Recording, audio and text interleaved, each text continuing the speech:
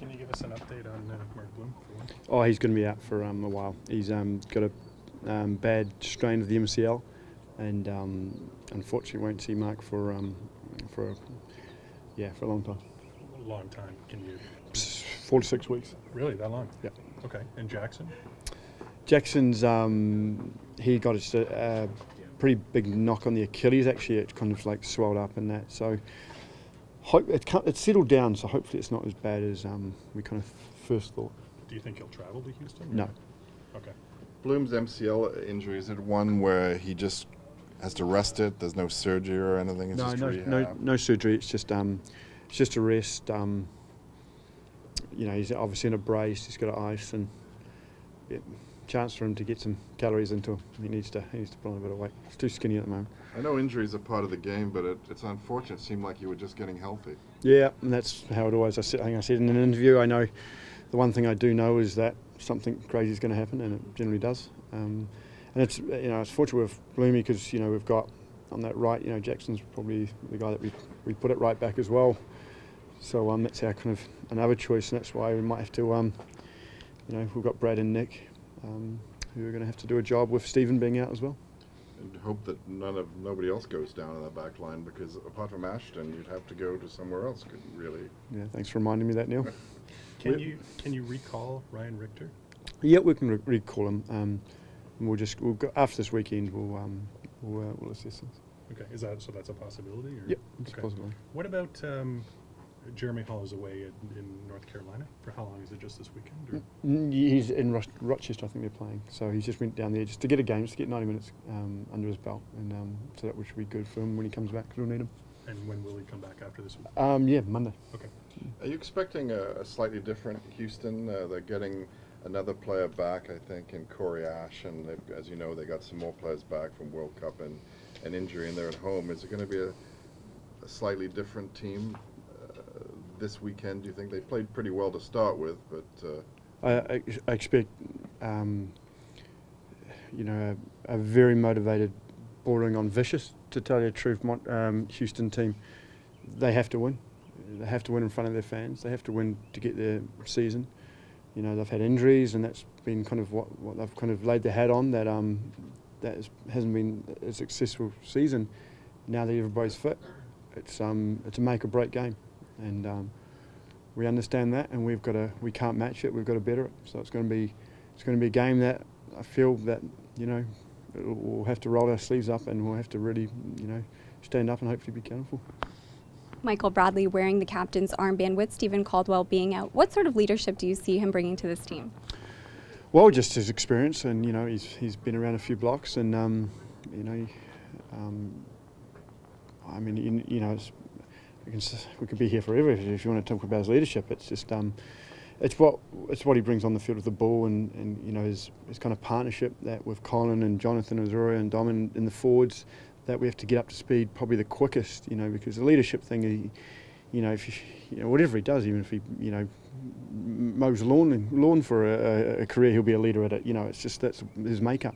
But the way what we want to do is we want to kind of get Michael back into the team, the chemistry and the patterns of play moving forward, and the positioning and defensively and with the ball, and that's things that we're working on to try and get us better. You scored a comeback win and a comeback tie the last two games, which obviously, as you said, speaks about the character of this team and how it's changed from years gone past. But is there concern with the nature of the 3 goals you gave up in the last two games? Yeah. I mean, whenever we concede, we pick it apart. Like you don't want to concede goals, obviously. But we have been pretty solid away from home. We've got a wee bit of a good edge to us, and we look like now, home or away, we look like we're going to score goals. Can our defensive record be better? Yeah. Is it better than the majority of teams? Yes. So, if we want to move forward and be of a team that is a bit more expansive, and that there are going to be times where we might be a wee bit exposed, but you're right. Now we've got to balance that. We've got to be smart in how we play, and hopefully we can get that right, kind of, as I said, balance. And if you're trying to see something positive out of the current injury situation in the back line, is it that Orr and Hagland have kind of been 4A and 4B in your back four this season. I think so, yeah. I mean, they've done very well. You know, we're missing, you know, two starting defenders, but when you bring in the two guys, it's not a huge. You know, you're not going. You know, you're not really extremely worried because Brad's got so much experience and Nick's got so much enthusiasm and confidence and presence, and it's great. And it's funny that we say it. It's kind of exciting to say the truth. Kind of exciting to watch these guys play and watch these guys progress. Probably won't be saying that when we're when we're back against the wall against you, but in saying that, it's fun. It's fun watching these guys, especially like Nick and Daniil, and you know, just progress as players and as humans. Henry seemed to have a whale of a game on Wednesday. He really handled Hurtado with aplomb, I thought. Oh, he was brilliant. He was absolutely brilliant. And I think with Daniil, it's at some stage the penny's gonna drop that he is a incredible player who is a big mantra about himself, a leadership about himself, and he's just finding his way that when that kind of penny drops, and it just takes experience and it takes, you know, people around him, and when it happens he'll be, or he is, but he'll be even more of a player than we can ever hope for, kind of thing. The lack of, with Bloomy and Caldwell out, and the lack of defensive cover, might that lead to, I mean, we talked about Ryan coming back possibly, might that lead to, you know, trade moves or player signings? Are we at that point yet, or no? Yeah, I mean, we're in a position where we can move, so we've got salary cap. We you know, we're always looking if we can upgrade the team and you know, make it better, then yeah, 100%. So we're always looking, but I really like our guys now. You know, the squad's really nice now. We've got a bit of room that we can add, but you know, if we have to make a move, it'd be only for absolute, you know, smack in your face obvious type moves. But because I really like our experience and our youth, and we've got quite a few guys in the middle, and it's just a nice wee blend at the moment. So we're not at crisis mode or anywhere near it? About 48 hours we might be, but we're right at the moment. I wasn't there for your post game. I was at the locker room. But did you give it time for Caldwell? How long do you think he's going to be out? About 4 weeks. 4 weeks. And Jackson, just sort of circling back, you said he wouldn't travel. When do you think he might be back?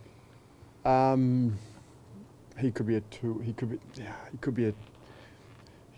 10-day to a 2-weeker, pushing on 2.5 weeks. It's one of those ones, you know. We're not 100% sure yet. It's settling down really good.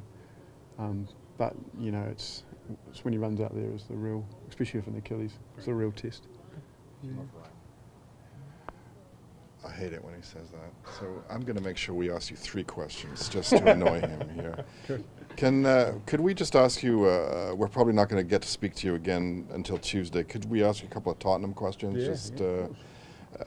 Obviously this is coming at a very busy schedule, but you see the bigger picture. But also for your players, it's exciting to play an English Premier League team. And Daniil was really, you know, he's had some experience with his West Ham training. But I know your players are focused on Houston, but do you see there's a buzz? They want to play these kind of games?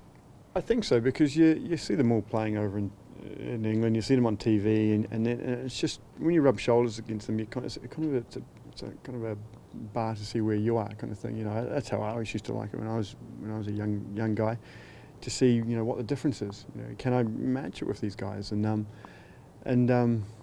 you know, as once you get a bit older, once you play alongside these guys, you realise that they're human. They make the exact same mistakes as we all do out here, and they're just, you know, very similar. The gaps, you know, I see it's not as big as everybody thinks. But again, you're focused on Houston, but I know you're an organised man, so you've probably thought about Tottenham. Will you freshen up the roster, try and give us, I don't know, can you use as many subs as you want in that game? Yeah, we'll use everybody. Everybody, even if you bring a pair of boots, Neil, I think you might get a game. So. Well, you'd be in trouble there, I think. Yeah, no, we'll give everybody an experience. 'Cause I think it is. It's a great guys. We're going to recall some of the guys from Wilmington, and Q's going to come back, and Ryan will come back. Obviously, Jeremy come back. Manu's off with the is it Milk Cup? Is it Milk Cup? So we can't get him, but everybody will get a little run out.